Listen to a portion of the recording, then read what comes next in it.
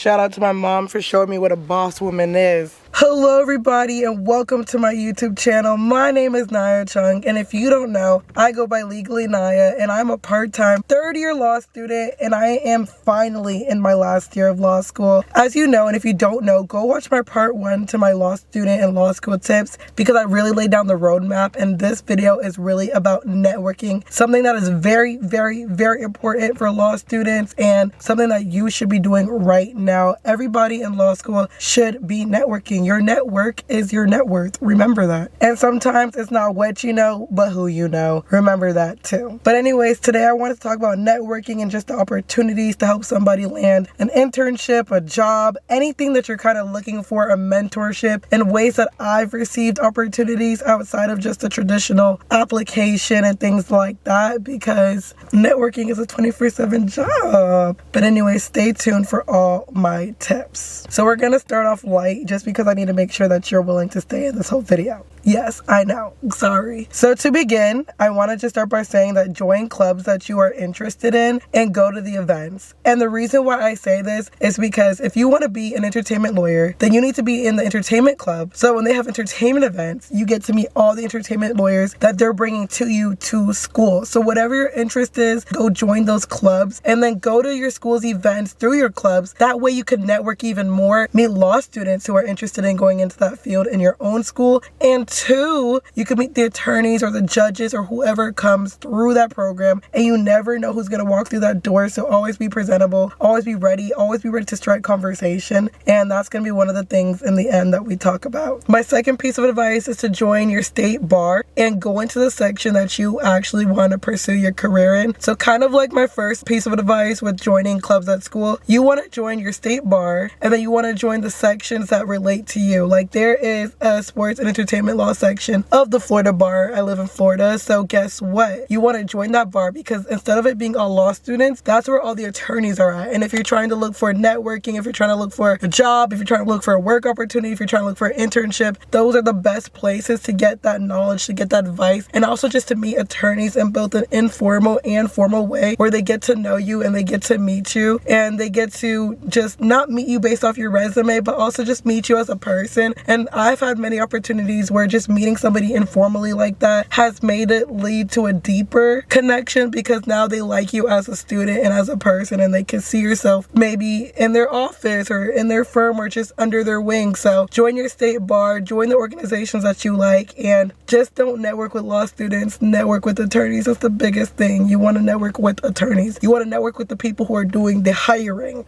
Third piece of advice of networking is to cold email. This might sound crazy, but I cold emailed a lot of people last semester, and I got so many responses back, so many attorneys just interested in knowing how I even heard about their firm XYZ, and it sparked a lot of opportunities for me too. What I did is I went on my state bar directory and I looked for all entertainment lawyers, all IP lawyers, because that's what I want to do, and I put the location on my city. That way it will be close, I don't have to travel far, and I cold emailed every single person that I felt like I could connect to or just have an opportunity, and I got plenty of responses. So if you're shy, if you're scared of networking in person, maybe build up the courage. Cold emailing, telling people what you're looking for, giving them a pitch, and seeing where it goes from there. I've gotten internships that way, and yeah, that's how I've secured my own internship that I will be having in the summer, by cold emailing. So don't sleep on cold emailing. My next piece of advice is to attend your state bar's convention. I think this happens every year. I've only been once. I went to the Florida Bar Convention, and when I tell you, it was just rooms and rooms and rooms of attorneys and judges. There was barely any law students there, and when they were talking to me, they were saying how they would love to see more law students there. They would love for more law students to be involved in the bar. So go to that convention. You will meet so many attorneys. You'll meet attorneys in prosecution, attorneys in defense, attorneys in intellectual property, attorneys in entertainment, attorneys in health law. So that's like a hunting ground to find all attorneys, to put yourself out there, to network and to meet people, and to even meet judges. Me and my friend in law school, Maite, we sat down with a judge that she introduced me to, and we just had a conversation, literally eating breakfast. I was literally sleeping in the same hotel as all these attorneys. When we were in the elevator, I had plenty of opportunities to introduce myself, to shake their hand, and to get to know them. So I'm just telling you guys where to go at first, and then after that, we're going to discuss what you should do in these situations where you do meet these people, because I do understand the pressure and the anxiety and how you could feel as somebody who's a student, especially when you just start this process. process. So next, I think this is like something that's probably low-key gonna be slept on, but I always value the underdog position. Be nice to your professors and build connections with them. Remember that these people are sometimes adjunct professors or professors who've been in the field for years and years and years before they decided to be a professor. So be nice to your professors, especially figure out what kind of topics they teach. Take the classes you're interested in. I'm guaranteed that if your professor's teaching an elective of that topic, they 9 times out of 10 either worked in that field, know about that field, or have some idea of it. So get to know your professors in those classes. Go to their office hours, speak to them, tell them you're looking for something, and see where that leads you, or maybe they'll be your connection. You really never know, but talk to your professors. That's a networking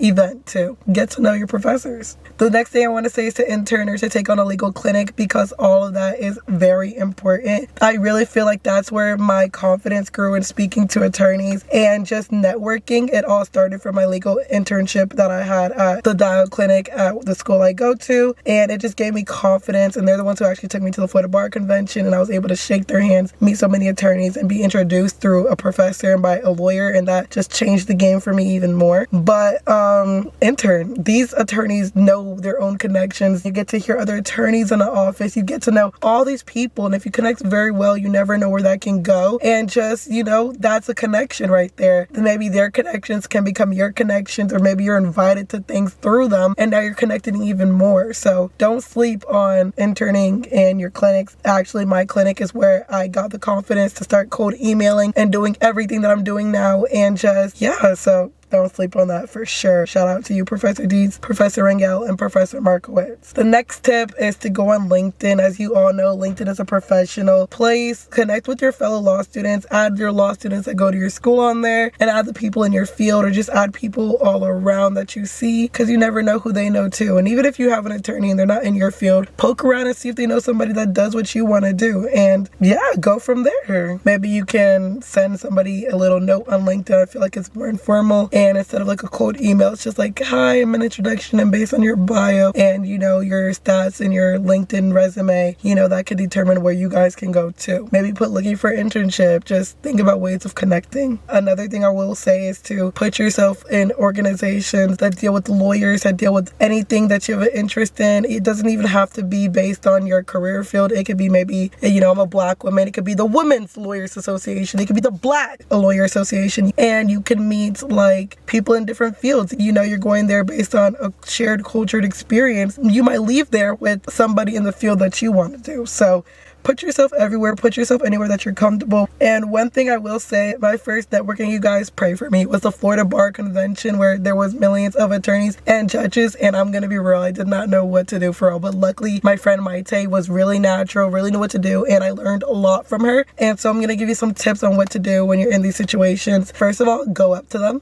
Yes, attorneys, lawyers, judges, they want you to speak to them. I find that oftentimes when you are open, when you want to talk, when you want to pick their brains, they're excited to. So I really say go up to them, shake your hand, introduce yourself. Hello, my name is Nia Chung. I'm a 3L. I'm interested in entertainment law, and I just wanted to know if you could give me any advice. Start there. Whatever you're seeking, see what they say. I used to go up to them and be like, so what resume are you guys looking for? What job? What GPA are you guys looking for? I would just pick their brains. Or if it was somebody I was interested in pursuing, I would be like, hello, I'm interested in what you do. And I think it'll be wonderful if we can go get some coffee sometime. Or, figure out a way to have conversation, keep that conversation going, introduce yourself, be confident, dress to impress, feel confident in what you wear, be presentable, and just be ready. And I think the biggest thing that helped me is knowing that they actually want to speak. So many times attorneys are like, why are law students so uncomfortable with talking? They're people just like you. And once you see it like that, it's so much easier to get the ball rolling. And I have such a great time. I'm in an organization called Ends of Court, and that has allowed me to meet so many attorneys, so many judges. I've received mentorship both in what I want to do and just judges pouring into me. So I will really say also join Ends of Court. That's my first shout out to Ends of Court for real. Ends of Court, thank you so much. You were developing into me as a little law student who's going to become a lawyer eventually and soon, God willing, and God will provide that. But so Put yourself in these rooms. I'm telling you, networking, going to the Florida Bar Convention, cold emailing, being a part of attorney organizations, going to your school events of what you're interested in will all help you meet lawyers, will all help you gain connections, and you will learn that they want these connections. So don't sleep, put yourself out there, and I hope this video helped. I wish I could tell you about the million opportunities that I got from each different scenario, but we'll be here all day. Don't be afraid, don't be shy, be confident. They want to help you as much as you want to help them, and I hope this video helped you on where to go and where to look and to hear it from another law student's mouth. So yeah, leave in the comments things you have done to network. Let's help each other, let's build a community. And you guys, I am currently in the Porsche right now. We got the bloody red seats, okay, and you know, I just had to change the scenery a little bit. This is my mom's car. We are manifesting a great networking luxury life over here, and that's why I say your network is your net worth, but you need to be the one to put yourself in these positions. Nobody's gonna do it for you. You have to go out there and get it. So go get it. This is your sign. I'm giving you where to go. You guys plant your own seeds, and I hope this helps. Like I said, let's get this video to 100 likes, and don't forget to subscribe for more tips. Another video is coming soon about how to study for law school, how to figure out how you learn best, and how to get good grades. So see you guys in my next video. Bye. We tart. And before I go, I just want to say check out my parents' school. It's called Southeastern Academy. It's an online K-12 education. It's asynchronous. That means you get to work on your own pace. There's no live meetings. It's learning as you go, learning that's comfortable and unique to you. So go to my parents' school, and if you didn't graduate high school and you got a GED, or if you just didn't graduate, my parents' online school allows for you to be able to go back and get your diploma. It's also accredited, and you can go to any college you want to after. It's a good education for parents looking to homeschool, but also it's good for people who deserve a second chance. See you guys soon. Shout out to Southeastern Academy. I let this go.